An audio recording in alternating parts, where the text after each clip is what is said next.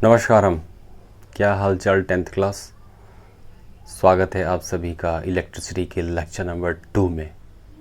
मैं हूं अखिलेश कुमार पांडे और ये है हमारा और आपका ब्यूटीफुल सा चैनल 8.0 फर्स्ट स्टेप। तो चलिए स्टार्ट करते हैं। फर्स्ट लेक्चर में हमने बहुत सारी बेसिक बातें की थी। सर आपको डेफिनेशन नहीं लिखाए थे, आज लिखा देंगे। आज स्टार्ट करेंगे हम लोग बिल्कुल चार्ज नाम के चैप्टर से, चार्ज नाम के टॉपिक से। तो लेट्स गेट स्टार्टेड। आइए ज़रा चार्ज के बारे में पढ़ना स्टार्ट करेंगे। अब कॉपी पेन ले लीजिए, कल तो भाषण बहुत सुने सलमान और ह्यूमैन वाला। आज कॉपी पेन लेके बैठिएगा और सबसे पहले कॉपी में हेडिंग डालिएगा चार्ज। बिल्कुल खूबसूरत अक्षरों में लिखिएगा चार्ज। आज के वीडियो में सिर्फ और सिर्फ चार्ज की बात होगी। चार्ज पे आज हम चार्ज करेंगे, ढेर सारी बातें करेंगे चार्ज के बारे में। तो जैसा मैंने कल आपको बताया था कि चार्ज, सर फिर चार्ज काहे लिख दिए सर आप तो इलेक्ट्रिक करंट लिखाने वाले थे। धैर्य धरिए, चार्ज की वजह से ही तो इलेक्ट्रिक करंट प्रोड्यूस हुआ था। बट चार्ज की वजह से इलेक्ट्रिक करंट प्रोड्यूस होगा, शांत, मन को शांत करें। चार्ज क्या है? Number of electron.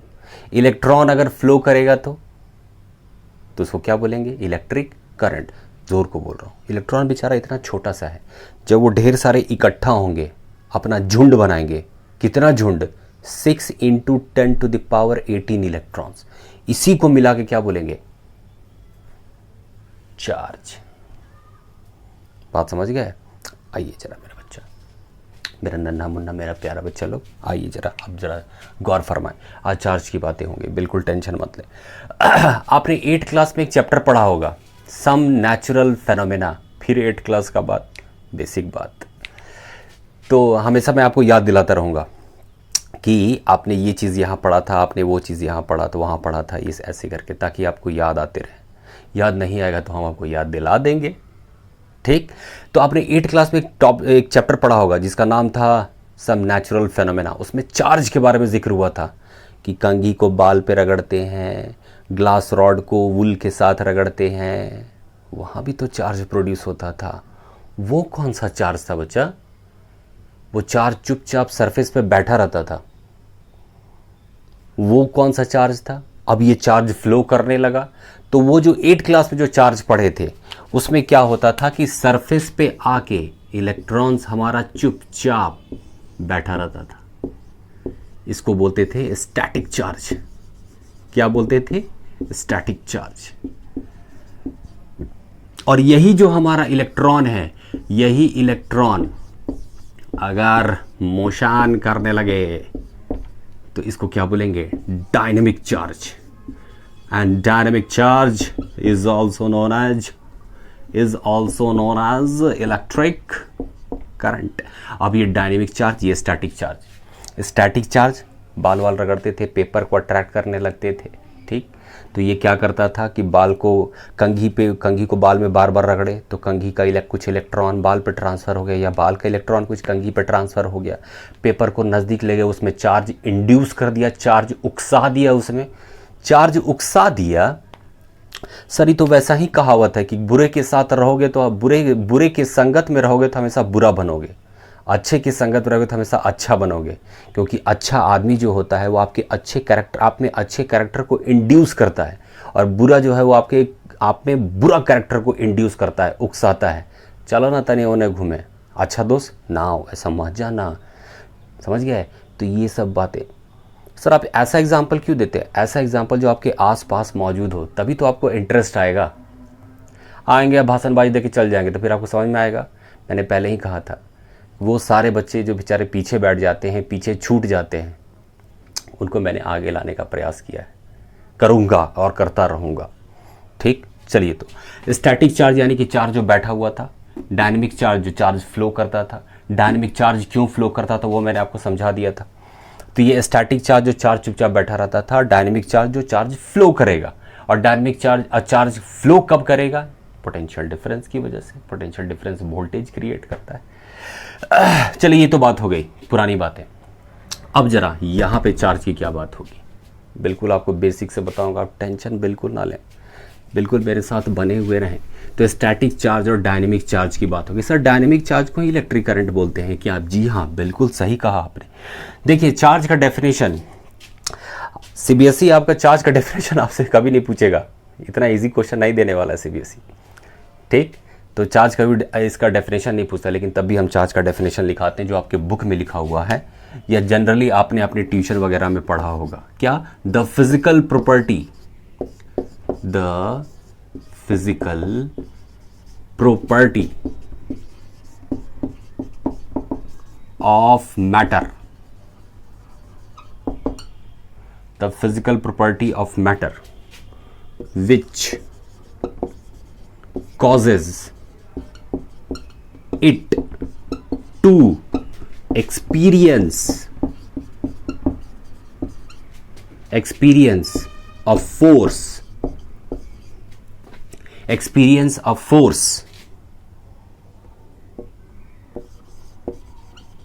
when kept या when placed लिख दे रहे, when placed near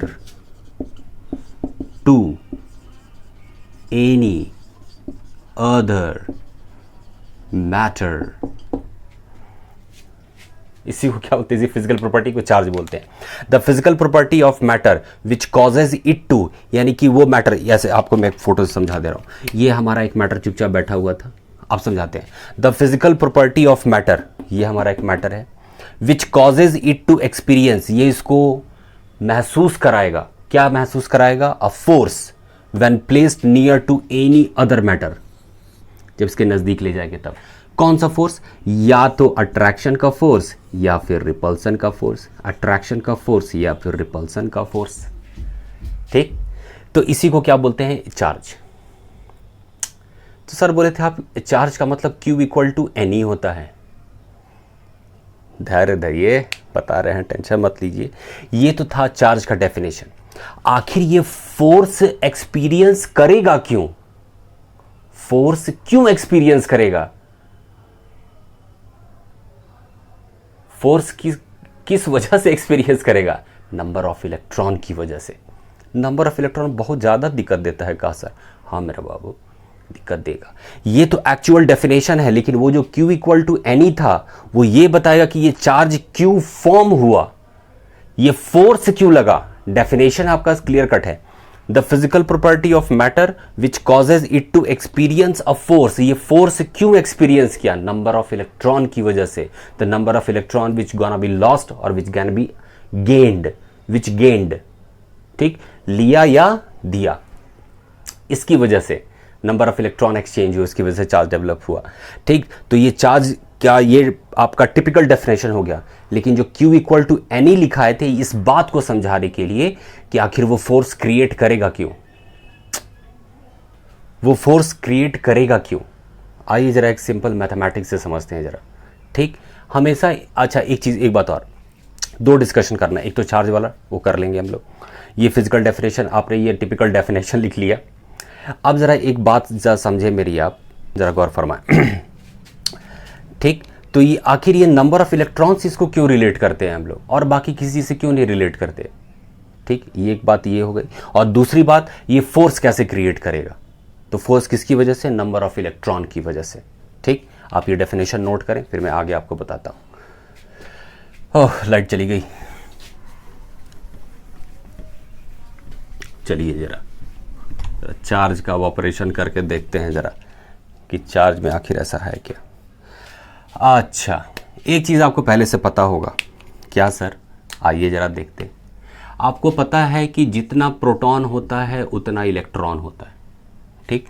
बोर का एटॉमिक मॉडल आपको याद होगा, 9th क्लास में आपने पढ़ा होगा, ऐसा वाला।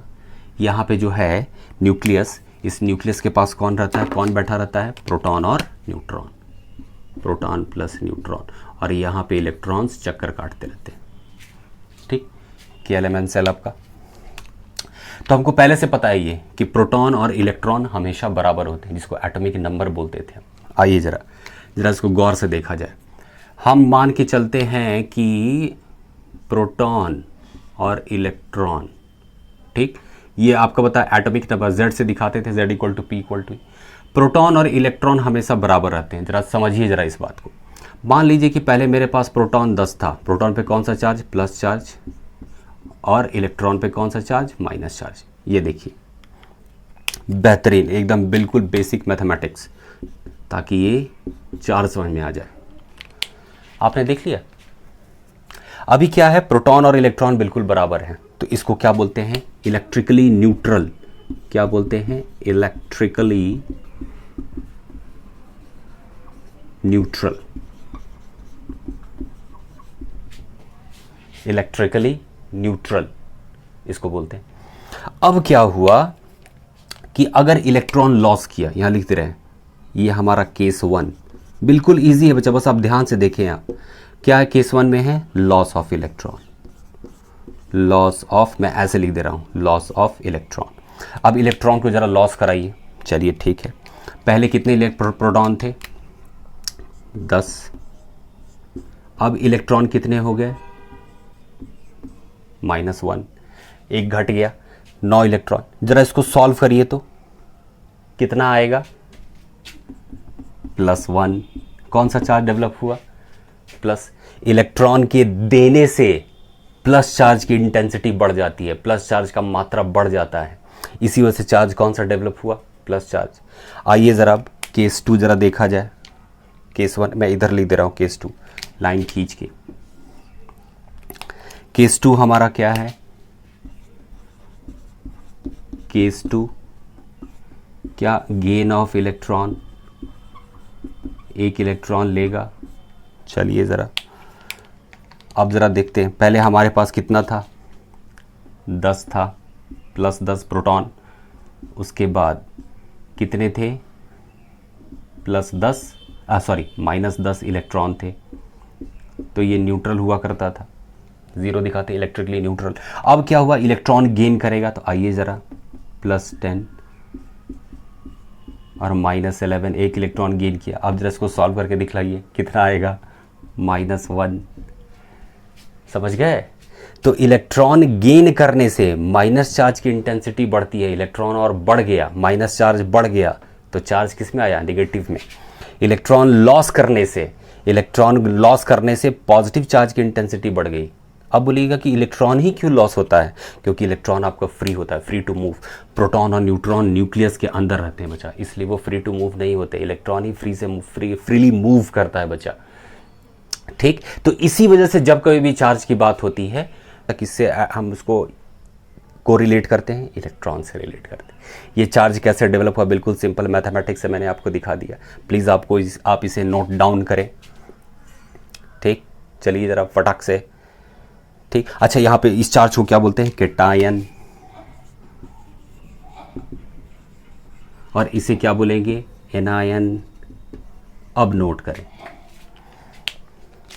चलिए जल्दी से नोट करिए, कर लिए, वेरी गुड। तो 8 क्लास का स्टैटिक चार्ज और 10 क्लास में डायनेमिक चार्ज, वही चार्ज फ्लो करने लगा। और ये चार्ज फिजिकल प्रॉपर्टी है जो फोर्स एक्सपीरियंस करवाएगा, ठीक है भाई, फोर्स एक्सपीरियंस कराएगा। तो ये Q इक्वल टू एनी क्यों लिखे हम, क्योंकि वो फोर्स कैसे क्रिएट करेगा, नंबर ऑफ इलेक्ट्रॉन से। वो नंबर ऑफ इलेक्ट्रॉन में अगर छेड़छाड़ होगा तो देखिए चार्ज डेवलप कर जा रहा है, ठीक। आइए ज़रा अब इसको मिटाइए, मिटा दूँ मैं, ओके।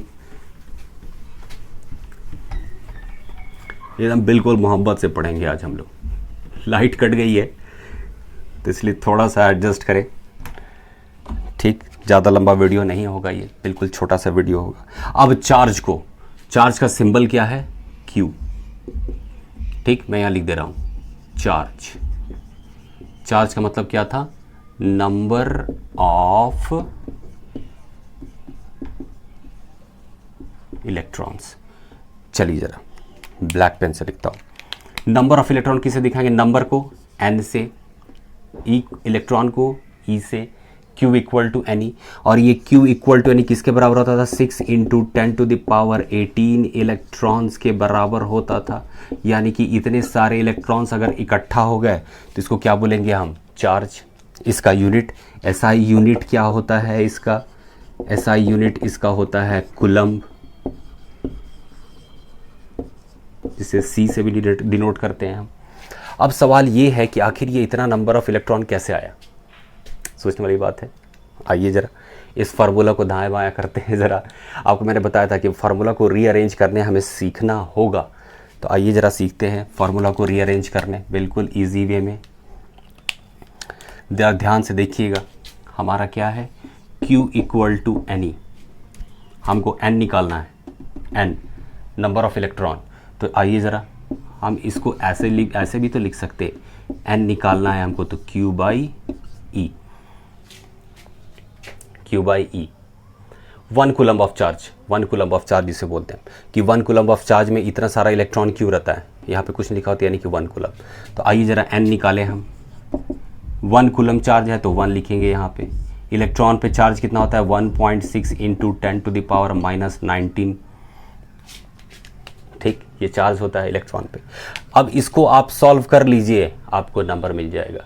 कैसे, आइए ज़रा एक बार सॉल्व किया जाए। आपको इसको सॉल्व करने आता है, इससे मत डरिए आप इसको ऐसे ही छोड़ दीजिए। 10⁻⁻19 को वैसे ही 1.6 से 1 में डिवाइड करिए। अरे बाप रे, कैसे डिवाइड करेंगे सर? अच्छा एक काम करिए, ये यहाँ से एक ज़ीरो यहाँ भेजिए। अगर इसको समझने में दिक्कत हो रहा है तो आपको सिंपल से एग्जाम्पल समझा दे रहे। अगर लिखा हुआ है 1/1000, ठीक, तो हम 1000 को कितना लिख सकते हैं, 10⁻3। बात समझ गए? और इस 10⁻3 को अगर ऊपर लेके जाएंगे तो क्या हो जाएगा, 10⁻⁻3 इनवर्स, वही सेम लिखा हुआ है। ये बटा में था, इसके 1.6 बाई 10⁻19, इसको ऊपर लाया तो यहाँ पे ऐसे आ गया। अब इसको फिर एक बार ऊपर लेके आइए आप, ठीक। तो आप सबसे पहले क्या करिए, यहाँ से एक ज़ीरो यहाँ बढ़ाइए, तो यहाँ पे ऐसे एक ज़ीरो यहाँ डाल दिए। यहाँ पे कितना हो गया हमारा, 18। चलिए अब तो इसको डिवाइड कर सकते हैं हम लोग, 1.6 से 10 में डिवाइड कर सकते। नहीं सर, थोड़ा सा और कर देते। ओके, आप क्या करिए, बचपन में पढ़ा था आपने, ये पॉइंट को हटाएंगे तो यहाँ 10 आ जाएगा। इस 10 को फिर ऊपर भेजिए, क्योंकि ये उल्टा जाता है ऊपर, तो यहाँ कितना हो गया, 100 हो गया। ये पॉइंट यहाँ से हट गया। बात समझ गए? अब इसको ज़रा डिवाइड करके देखिए, 16 6 96, पॉइंट देंगे, 0 आएगा। अब उसके बाद कितना,